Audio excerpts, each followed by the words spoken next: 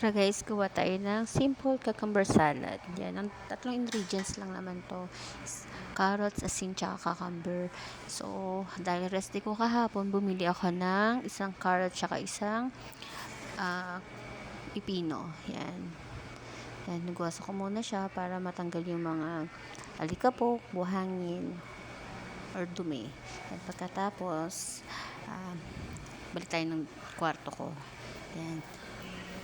Pinalatan ko na siya. Yung unang balat, gamit ko yung peeler, is tinanggal ko, tinapon ko. Hindi ko siya sinama doon sa binalatan ko. Hindi siya binalatan. Parang, basta, yun na yun. Yan. Basta hindi ko siya, yung unang peeler ko ng pipino, hindi ko siya sinama. Yan. Tapos tuloy-tuloy nyo lang siya guys sa i-peeler yung pipino. Kasi itong carrots, parang hindi ko na siya isasama. Parang pipino lang talaga. So, bukas ko na lang siya gagawin. Hindi ko alam kung paano. Yan. Pagkatapos, nilagyan ko lang siya ng mayonnaise na natira ko kahapon.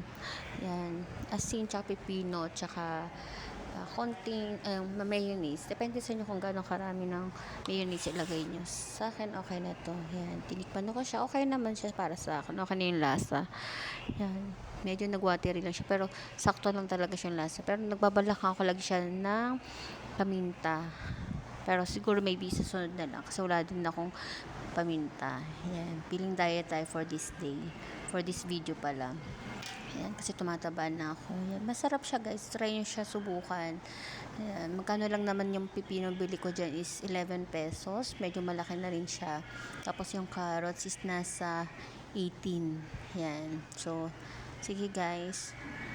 Try nyo gawin. Okay, bye-bye.